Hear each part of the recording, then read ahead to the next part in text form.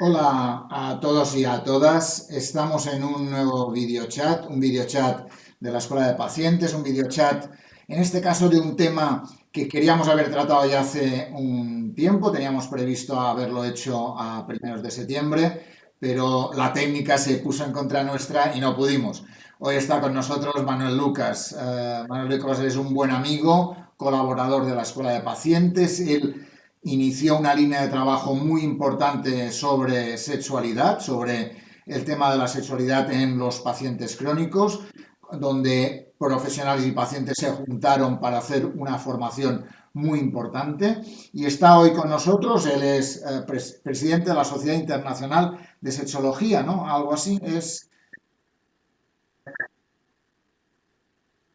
española, ¿no?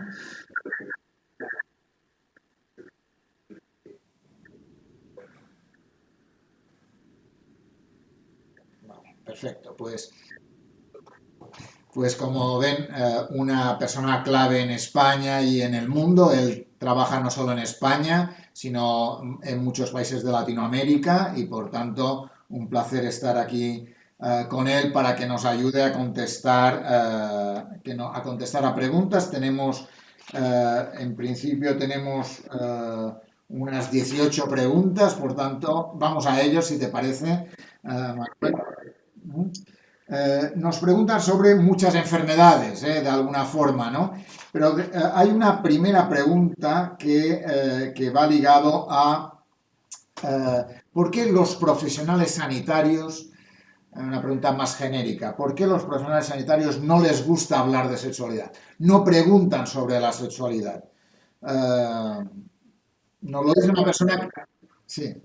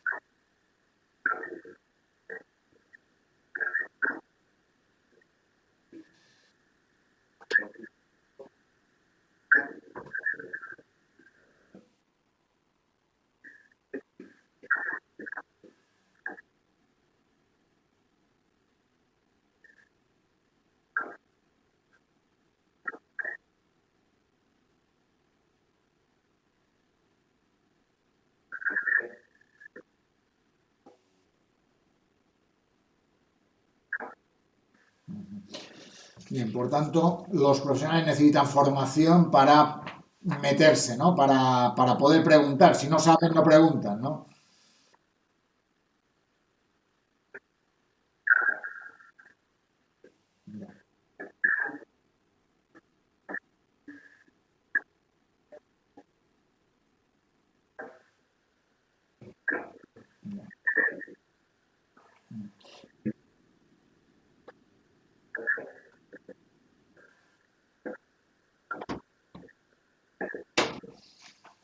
Muy bien. Hay una pregunta.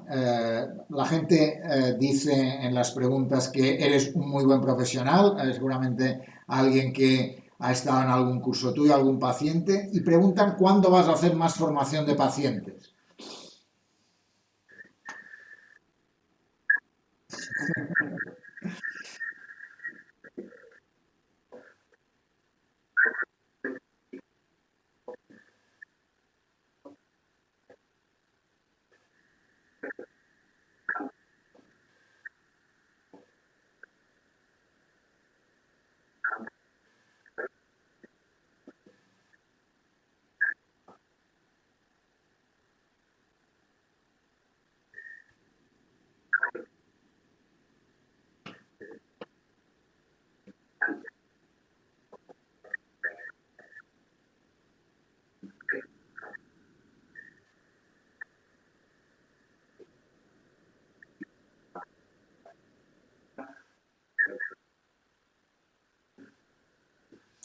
Muy bien. Y hay una pregunta más genérica también, que luego ya son más concretas sobre aspectos, sobre enfermedades ligados a algunos aspectos de la sexualidad, pero hay una pregunta, dice, he leído que aunque una parte significativa de los enfermos crónicos presenta algún tipo de disfunción sexual, la mayoría de las personas que los atienden no plantean abiertamente ese problema. ¿Se darán cuenta se darán cuenta los profesionales de nuestros problemas? ¿Por qué no se forman? ¿Por qué no preguntan más? De alguna forma lo comentabas antes alrededor de la formación, pero en este caso,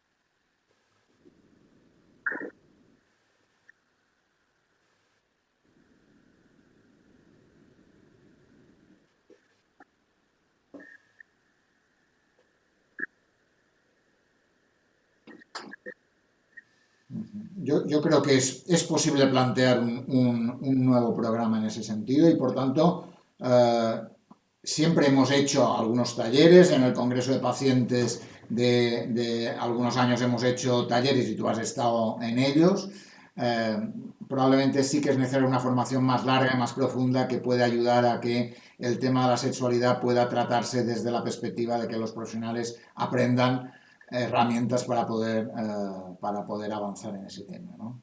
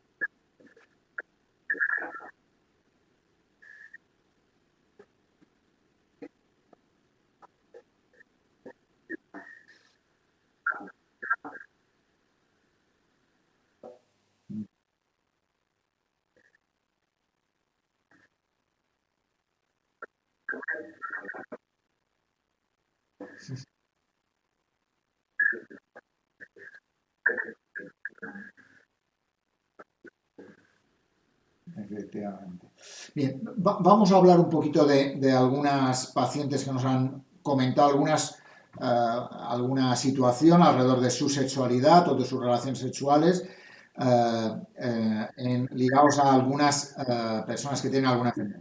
En este caso, dos personas con fibromialgia. Y nos dice, una me dice, me gustaría que nos diera ideas o soluciones para mejorar nuestra sexualidad. Y una segunda que nos dice que por qué las mujeres que tenemos fibromialgia, los hombres no aprenden que el sexo tiene que cuidarse mucho para que nos guste y sea placentero. ¿Qué les podríamos decir a estas dos personas?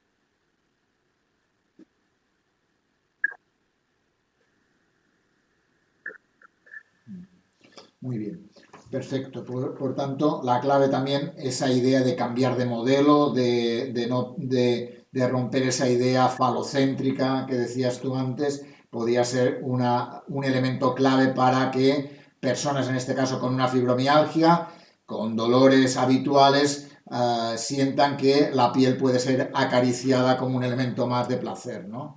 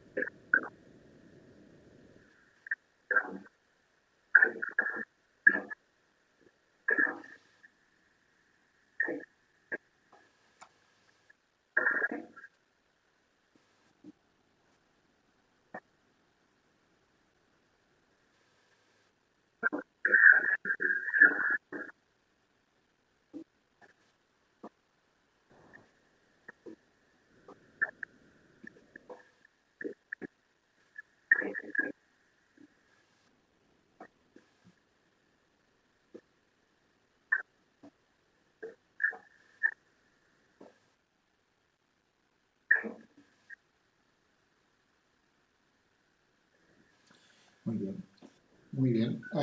Tenemos otro paciente, en este caso un paciente con EPOC, y dice, y nos dice qué puede hacer porque él tiene muchos ahogos, se ahoga, se asfixia y entonces dice que la sexualidad está muy afectada por ellos y pregunta qué puede hacer.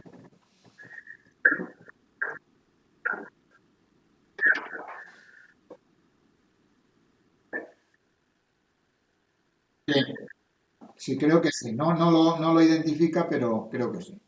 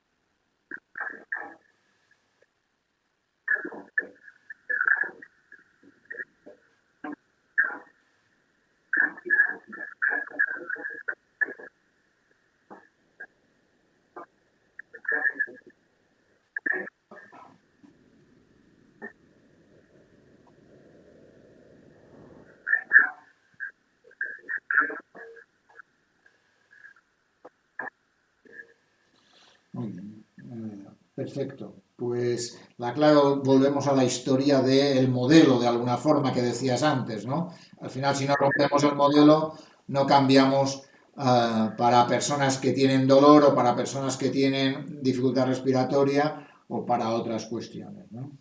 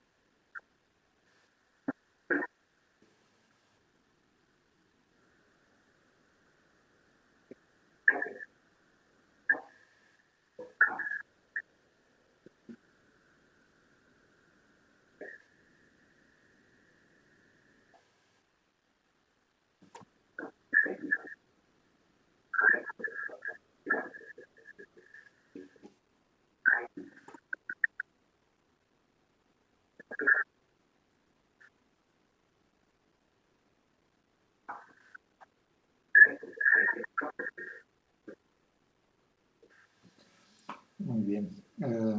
Tenemos dos preguntas también sobre cáncer de mama. Una persona dice, tener un cáncer de mama afecta sin duda la sexualidad.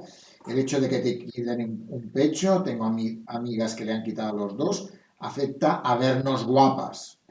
Y pregunta cómo superamos eso, ¿no? Y en la otra pregunta habla de la tensión y el nerviosismo que a veces generan las relaciones sexuales, ¿no? En personas que tienen cáncer de mama. ¿Qué le podemos decir a estas dos mujeres que nos cuentan esa historia?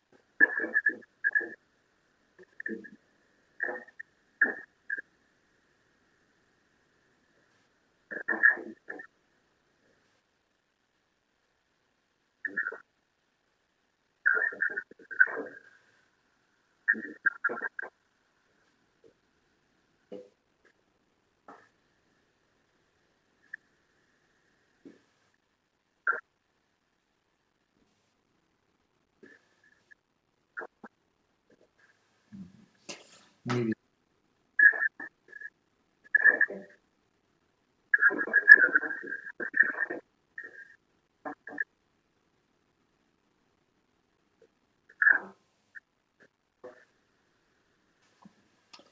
Muy bien. Tenemos algunas preguntas de personas que han tenido un infarto de miocardio. ¿Mm?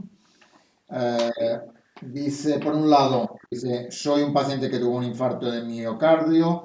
Eso ha afectado profundamente mi manera de vivir la sexualidad. Tengo miedo con mayúsculas, doctor. ¿Qué puedo hacer, por favor? Nos dice. Y también hay otra persona que también nos habla del miedo. Cuando nos diagnostican el infarto, alrededor del tiempo, dice el miedo a tener relaciones sexuales. ¿Qué podemos decir ante eso?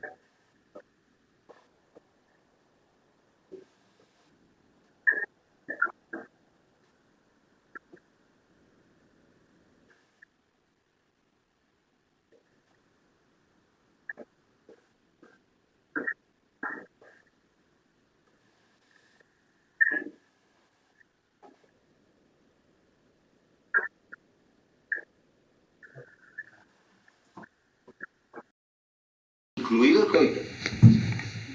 ¿Vale? Claro, como también uno tiene que saber si va a hacer uno el salto del tigre y va a hacer una barbaridad, pues a cualquiera le puede también producir daño. Pero unas relaciones sexuales que nosotros entendemos como unas relaciones normales, que la gente entiende, ¿no? Que nosotros, como normal, se pueden hacer, y no solamente eso, sino que aumentan la resiliencia, aumentan, por supuesto, eso que decimos de hacer un poquito de ejercicio, que se hace ejercicio también, y es bueno hacer ejercicio después de haber tenido un infarto de miocardio. Por tanto, primero, ver esto de Preston dice categoría de riesgo bajo, sin problema, relaciones sexuales beneficiosas. El riesgo de morir en unas relaciones sexuales es ínfimo. Tiene el mismo riesgo de morir andando por la calle. Muy bien. Y eso es muy importante decirlo porque probablemente el miedo dificulta tener relaciones sexuales, ¿no? Hace que no se tengan, ¿no? Que no se hagan y eso agrava la cardiopatía. ¿Por qué agrava la cardiopatía? Porque uno está frustrado. A una premio, es que no recuerdo el nombre, quién es esta señora, premio Nobel de Medicina, que hablaba de los telómeros y decía que sí, que con una vida sana, de comer sano, de no beber, de no fumar, podemos alargar la vida porque los telómeros no acaban de desgastarse del todo como se desgastan cuando hacemos una vida que no se gana. Pero si algo mantiene los telómeros que son unas terminaciones que tienen los cromosomas que hacen que la vida se pueda alargar, es cuando uno se encuentra bien. Es decir, cuando uno está satisfecho, cuando uno tiene la suficiente resiliencia para, y esto está estudiado, es decir, que no es que esto lo ha estudiado y por eso ha recibido el premio Nobel esta señora. Es decir, se ha comprobado perfectamente que cuando uno está bien, está a gusto y hacer relaciones sexuales lo deja a uno muy bien, pues los telómeros no se acortan progresivamente en cada división celular. Y por tanto las células envejecen menos. Por tanto, ese corazón que está ahí, que necesita de alguna forma esas células que hay en el músculo cardíaco se regeneren, estén vivas, estén bien, se envejezcan menos, pues lógicamente el estar bien va a venir muy bien y hacer relaciones sexuales hace sentirse a la persona muy a gusto y muy bien. Perfecto, muy bien. Tenemos una pregunta sobre cáncer de próstata. Y dice, hace unos años tuve un cáncer de próstata, me operaron y desde entonces mi levantamiento no es igual. Dice, me cuesta mantener en erección mi pene. ¿Qué le podemos decir a este señor? Bueno, yo para poder aconsejarle realmente a este señor tendría que saber esa intervención quirúrgica, si ha habido una afectación durante la cirugía de todas las ramas nerviosas que irrigan, vasos sanguíneos, también vasos sanguíneos, pero sobre todo ramas que inervan toda la zona de la pelvis y por supuesto del pene, está o no conservadas, porque esto es importante. De todas formas, estén o no conservadas, la erección llama a la erección. ¿Qué quiero decir con esto? Que cuando el pene deja de tener erecciones, pues porque uno se olvida de tener relaciones sexuales, aumenta la apoptosis celular. Es decir, la apoptosis celular de los cuerpos cavernosos y también de todo lo que está implicado, tanto los vasos sanguíneos como todo, se precipita más cuando tienen erecciones. Por tanto, ¿qué es lo que tienen que hacer? Si las erecciones se las tiene que producir a base de fármacos, ya sean intracavernosos o ya sean por fármacos que aumentan la capacidad de vascularización, como le ocurre a todo lo que es el Viagra, Talbalafilo, todos estos fármacos que mantienen mejor irrigados los cuerpos cavernosos, van de alguna forma a rehabilitar toda esta zona desde el punto de vista de que para la apoptosis celular, que es como la muerte celular, ¿no? Esto es importante. Por lo tanto, lo que le aconsejo a este señor es que vaya a un profesional que determine qué es lo que le pasa realmente, si hay temas neurológicos o no, y que ponga un tratamiento para que haya erecciones por lo menos 2 o 3 veces en semana, aunque sea con una inyección intracavernosa de vasodilatadores, ¿no? Perfecto. O con fármacos vasodilatadores.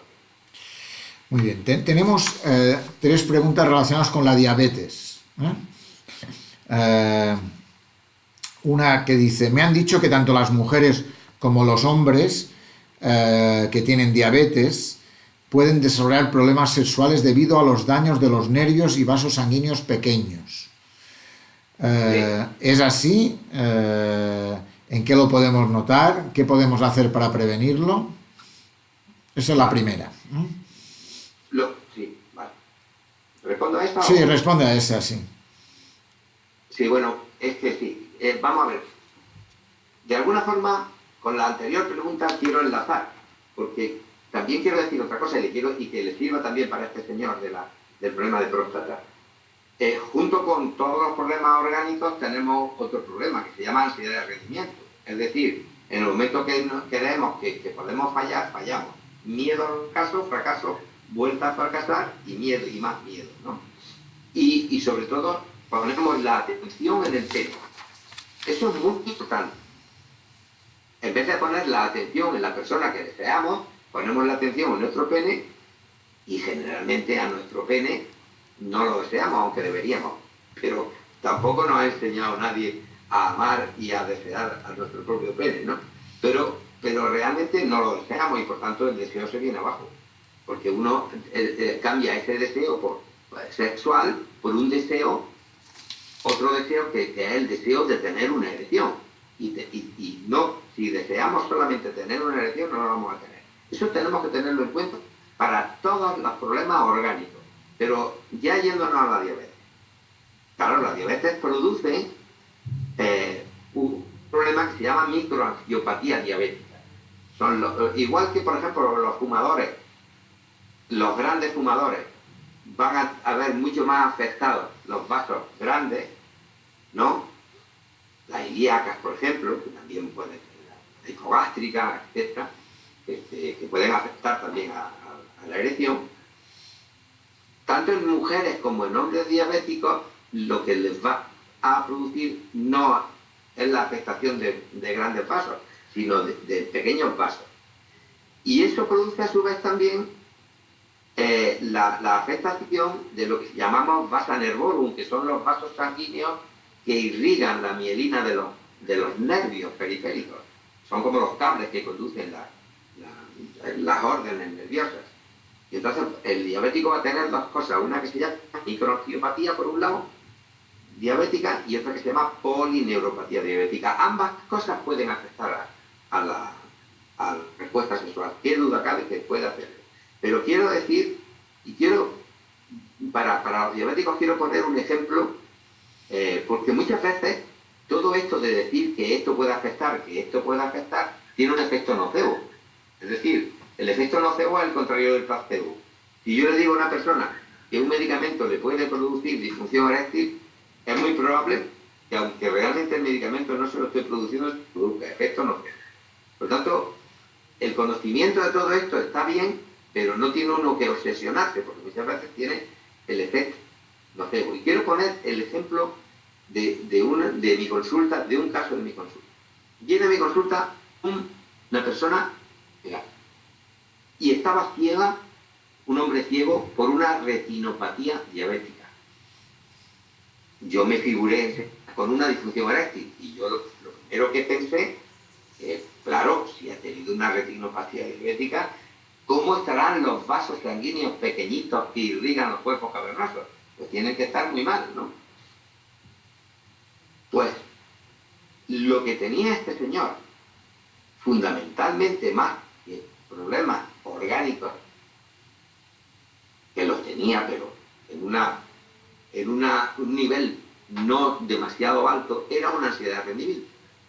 Y cuando curamos la ansiedad de rendimiento, él siguió teniendo erecciones, no con la potencia posiblemente que las tenía hace 10 años, pero seguía teniendo erecciones y ayudado por inhibidores de la fosfodiesterasa 5, pues se mejoró bastante y empezó a tener sus erecciones normales, siendo con una retinopatía diabética. Por eso yo le diría a las personas que han preguntado esto, no de forma ineludible, la diabetes va a tener por qué producir problemas sexuales. No de forma ineludible. Puede disminuir un poquito la función sexual, pero lo que acaba disminuyéndolo del todo es lo que después son las preocupaciones, miedo al fracaso y la ansiedad de rendimiento. Muy bien. Seguimos preguntando sobre diabetes. Dice, soy una mujer que tengo diabetes y noto que a veces tengo poca lubricación vaginal. Tengo sequedad vaginal, diría yo, ¿no? Y eso hace que mi relación sexual sea dolorosa o al menos incómoda. ¿Qué puedo hacer, doctor? Vale. Yo creo que lo que he puesto antes de ejemplo con el pene sirve igual, porque es que ya vemos que va todo de circulación, de aumento de la circulación sanguínea en las paredes vaginales. Es decir, ¿por qué se produce una lubricación? Lo vuelvo a repetir, pues yo creo que es una cosa bastante desconocida y es bueno que se conozca. ¿Por qué se produce una lubricación? Se produce porque cuando yo siento deseo sexual, hay una sustancia química que se llama óxido nítrico, que es un vasodilatador y que produce la vasodilatación de los vasos sanguíneos de todas las paredes vaginales. Ese aumento de la presión sanguínea hace que esa presión y haga que la bomba de reabsorción de todo lo que es el plasma sanguíneo se venza y acaba saliendo plasma sanguíneo a través de las paredes. O sea, es la vasodilatación. Por tanto, una diabetes podría disminuir la capacidad para tener una lubricación vaginal. Sí, podría. Podría que además de esa diabetes la persona sea mayor de 50 años y por tanto tenga una menopausia y por tanto no tenga los suficientes estrógenos. Sí, porque los estrógenos contribuyen a permeabilizar esas paredes vaginales para que salga el plasma. También podría. Pero vuelvo otra vez a decir, como he dicho antes con el cáncer, hay mujeres que están tomando antiestrógenos, y yo lo sé por propia experiencia, mi mujer, que cuando el deseo es fuerte, la falta de estrógeno no impide que esas paredes vaginales vuelvan a mojarse. A lo mejor no necesidades, pero sí vuelven a mojarse. Y entonces, ¿qué le digo a esta mujer que está? En primer lugar, que analice cuál es su deseo, sí. Porque muchas veces cuando uno tiene problemas, lo que hace es evitar las relaciones. Y el evitar relaciones acaba disminuyendo también el deseo. Cuando, por ejemplo, durante el coito, la mujer siente que tiene dolor, lo que le diría es que nunca deje que le penetre hasta que la vagina no esté lubricada. Y si por lo que sea no llega a esa lubricación, utilizar muchas cremas vaginales que son muy útiles para esto, para que se pueda producir esa penetración. Pero vuelvo a decir, la vagina habla. La vagina habla a través del plasma. Y ese plasma exudado a través de las paredes vaginales está llena de sentimientos, de emociones, de mariposas en la barriga. Si esos sentimientos, esas emociones y esas mariposas en la barriga no están, uno puede hacer con la vagina todos los milagros que quiera, pero no va a mojarse.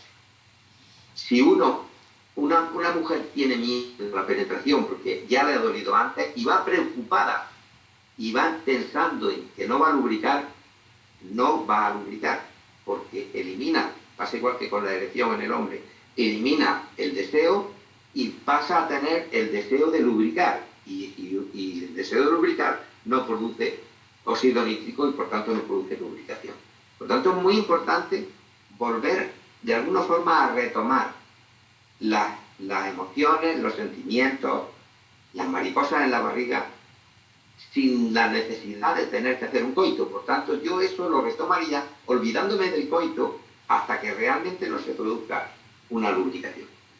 Pero sobre todo, cultivando todos los días el deseo y cultivando todos los días el amor hacia tu pareja y las caricias y todo eso, que es lo que va a reactivar de nuevo.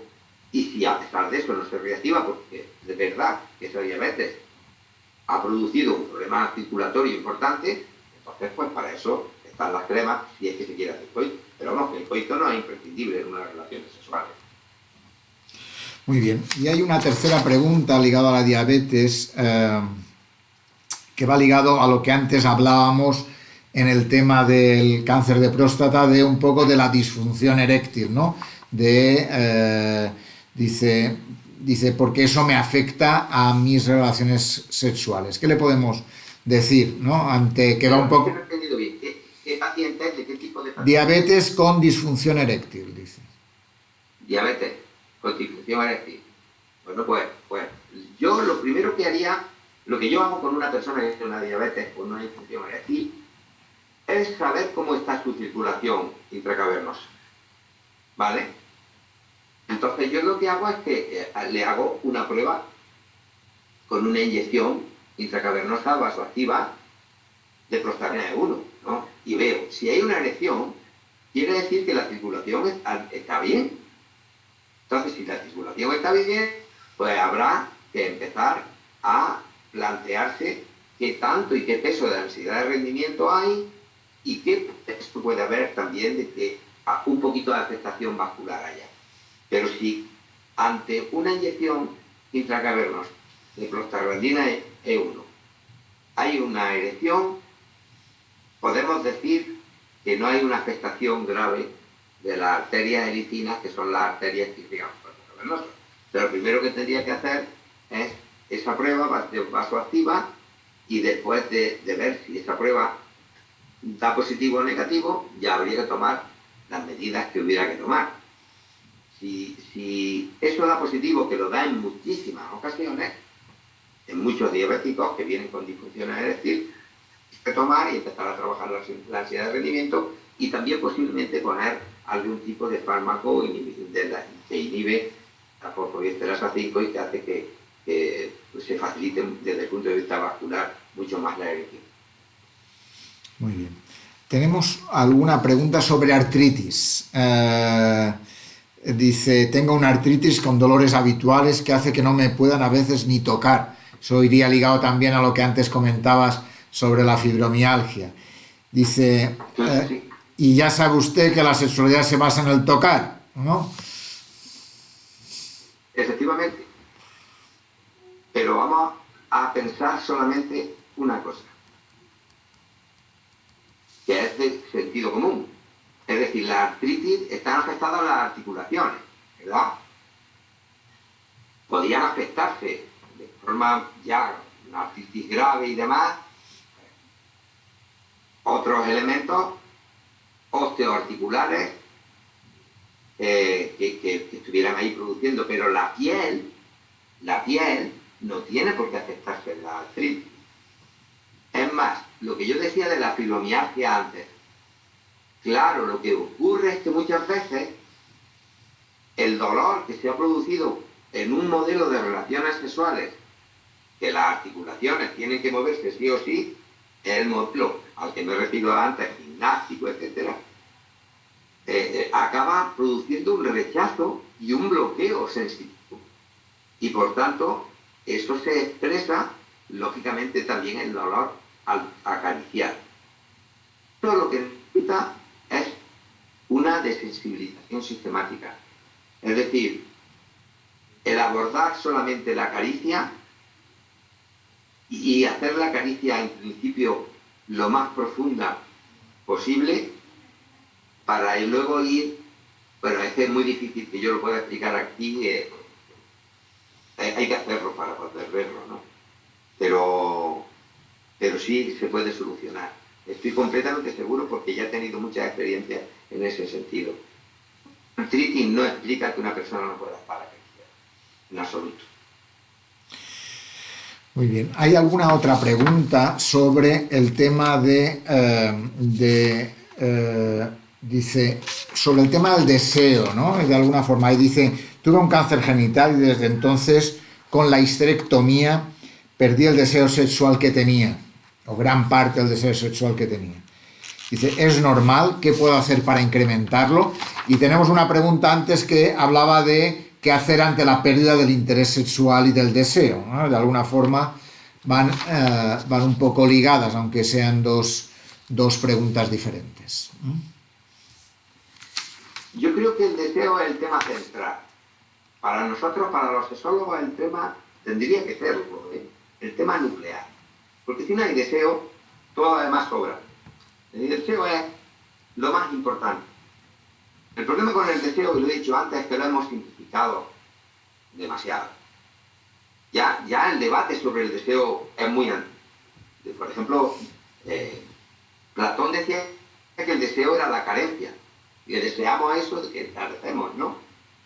Pero los atomistas griegos decían que no, que el deseo era la presencia, era algo que que pugnaba por salir. Yo creo que entre esas dos concepciones dentro, deseo aquello de lo que carezco, o deseo de lo que pugna por salir, que era también, Freud decía que era la libido, no eso que la energía que pugnaba por salir, hay muchísimos matices que al final acaban dándole la razón a los dos. Es decir, el deseo de ser deseado tiene que ver con la carencia, porque normalmente lo único que afecta a eso es la autoestima. Entonces, cuando una persona tiene baja la autoestima, como hablábamos antes con el cáncer de mama, lógicamente afecta al deseo de ser deseado. Cuando una persona tiene problemas químicos, problemas orgánicos, afecta al deseo de descarga. Cuando una persona tiene aversión sexual, tiene conflictos de pareja, afecta al deseo de fusión, de contacto con el otro, de ser de piel, porque si uno acaba de pelearse con la pareja de forma horrible, no va a tener muchas ganas de acariciarlo, aunque pueda ser una solución al conflicto, ¿no? Por tanto, el deseo es muy complicado. Lo que habría que ver es qué deseo es el que está más afectado. Es decir, en las dos personas que han preguntado, si el deseo es un deseo de descarga y está producido por un elemento orgánico o no, si el deseo es porque esa persona no se siente deseada, o si el deseo es porque que está bajo, pues porque realmente uno no ha explorado esa necesidad, esa sensación que todos tenemos. Y eso, la única forma de averiguarlo lo tiene que hacer un profesional y decir, vamos a ver, ¿dónde está el problema? En una mujer con un cáncer de mama, por ejemplo, uno cuando viene a consultarte tienes que estar, vamos a ver, ¿la quimioterapia le ha afectado al deseo de descarga? O, vamos a ver, ¿la intervención quirúrgica, la pérdida de pelo, etcétera, le ha afectado a su autoimagen y por tanto al deseo de ser deseado? Pues nos queda el otro deseo, que es la ser de piel. A partir de ese deseo vamos a recuperar los anteriores. Entonces, ¿qué quiero decir con esto? Si se tiene bajo deseo, la única forma, porque cuando una persona no siente mariposas en la barriga frente a otra que tiene enfrente, el deseo no va a venir. O sea, el deseo, yo no puedo desear a alguien que no deseo. Y este es el gran misterio, ¿no? Muchas de las cosas que preguntamos con el deseo es ¿por qué deseamos a unas personas y a otras no? ¿Por qué dejamos de desear a las personas que deseamos? ¿Por qué el deseo se comporta como el mar, a veces embravecido y a veces en calma? Todas estas preguntas están todavía por investigar en la ciencia sexológica, ¿no? Pero lo que sí está claro es que uno tiene que saber qué es lo que está produciendo esa falta de deseo. Y eso yo no puedo responderlo, por tanto, a estas dos personas sin hablar con ellas. Porque posiblemente, hablando con ellas, podría decir dónde está, a dónde hay que trabajar. Si es en el deseo de ser deseado, si es en la autoestima, si es en una cuestión orgánica, química, o si es en un problema de aversión sexual o de no desear realmente a la persona que tiene enfrente. Porque yo le preguntaría a esas personas, ¿usted desea está centrándose en su pareja? O a lo mejor desea a otras personas y en cambio su pareja no las desea, ¿no? Yo recuerdo a una mujer que vino a decir que no tenía orgasmo a la consulta y además me presentó al marido como un inútil sexual, ¿verdad? Y entonces pues le dijo, bueno, pero si la que no tiene orgasmo es usted, ¿no? Y me dijo, pero usted no es sexólogo. Digo, sí. Dice, pues usted sabrá eso de que no es mujer fingida, sino es inexperto. Y entonces le dijo, bueno, señora, vamos a hacer una cosa. Trae usted una hoja con todas las cosas que a usted le gustan de su marido. Dentro de 15 días. Y a los 15 días vino y me presentó la hoja vacía. Y le digo, ¿usted lo ha reflexionado bien? Usted ni siquiera la oreja o un trocito de la nariz, nada. No.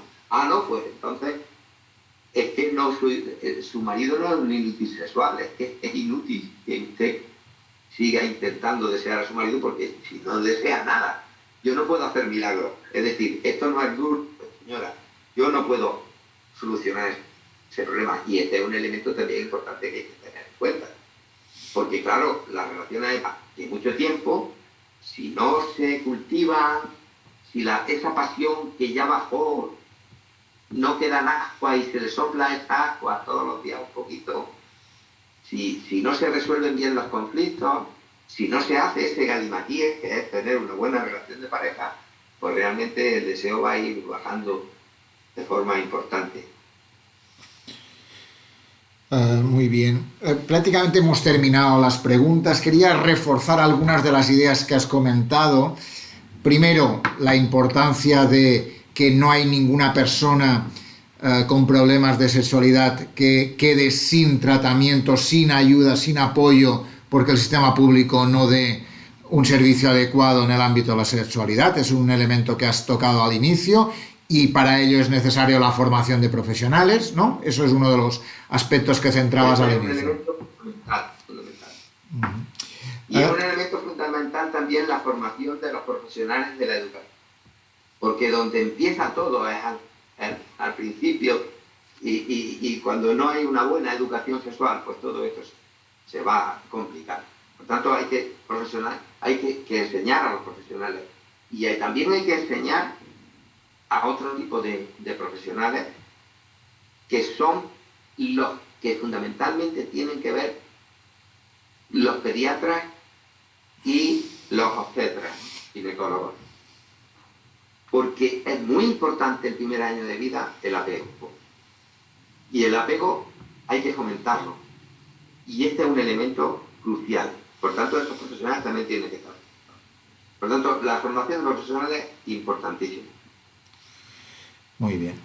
Y también has hablado de la importancia de los beneficios de la sexualidad. Has hablado de autoestima, has hablado de resiliencia, has hablado de calidad de vida como tres elementos que podríamos decir que son fundamentales para cualquier persona. Y por tanto, y para una persona que tiene una enfermedad crónica, más importante aún, ¿no? Por supuesto, porque pasa una cosa. Sexualidad la hemos unido siempre a malos compañeros de viaje y a malos novios. Es decir, sexualidad, pecado. Vale. Sexualidad, peligro. Toda la educación que hacemos se sigue haciendo y se sigue haciendo también en ese tipo de educación sexual. Educación sexual preventivista. O sea, todo basado en un modelo de déficit y de problema y no de activos. Por lo tanto, la sexualidad vivida como un problema, como un pecado, como una amenaza, yo creo que tenemos que ir cambiando a una sexualidad vivida como un valor. La vida es un bien, vivirla bien es el valor. El sexo es un bien. La sexualidad puede ser un valor, porque la sexualidad es la vivencia del sexo. ¿Vale? Entonces, aprender a vivirlo es un valor. Y la sexualidad, más que una amenaza para una persona que tenga una enfermedad crónica o una discapacidad o un problema en la vida, puede ser una oportunidad. Y por tanto, esa oportunidad se tiene que convertir fundamentalmente en un instrumento de apoyo, de rehabilitación y de aumento de la autoestima. Y para terminar, has contado también algunos aspectos ligados a enfermedades. Has comentado el hecho de lo que te impactó de una persona en un primer taller de fibromialgia, una paciente que te decía que no le podían acariciar porque le dolía. Has hablado hemos hablado de pacientes con artritis, también con esa dificultad del dolor.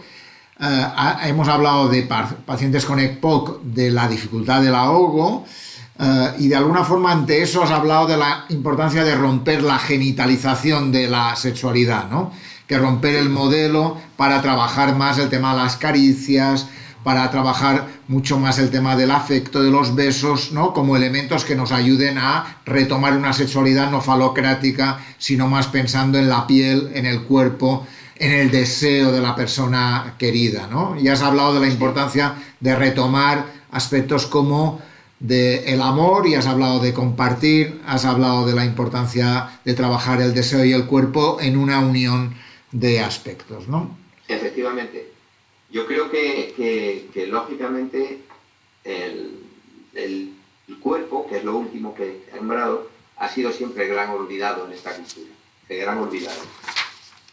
Y también en la sexología, ¿eh? Hostia, yo le regaño también mucho a mis compañeros y compañeras sexólogos y sexólogas porque el cuerpo sigue siendo el gran olvidado, el gran olvidado. Hay másteres de sexología todavía, no me refiero a la de media, que sí se hace, pero en los que no se trabaja el cuerpo. Y me parece algo impresionante, ¿no? Y que no se trabaja el instrumento fundamental. El cuerpo es importante, pero hay que deconstruir el actual modelo de relaciones sexuales, que fundamentalmente yo lo describiría como reduccionista, genitalizado, falocrático,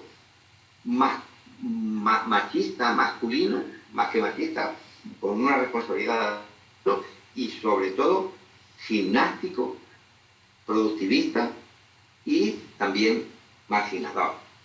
Claro, un modelo así margina a personas con enfermedades crónicas, a personas con discapacidad, porque no están capacitados en su cuerpo y sus problemas de enfermedad no les capacita para hacer un modelo de ese tipo. Por tanto, yo creo que ese modelo hay que desconstruirlo, hay que sacar las piezas y enseñar a las personas desde el cuerpo y desde las actitudes sexuales y desde la libertad a colocar las piezas que se han desmontado de ese modo como cada uno quiera montarlas. O sea, a hacer de la sexualidad un ecualizador que uno puede ponerle en cada momento mucha pasión, menos pasión, mucho ardor, menos ardor, más ternura, más elementos pues, posiblemente más ardorosos.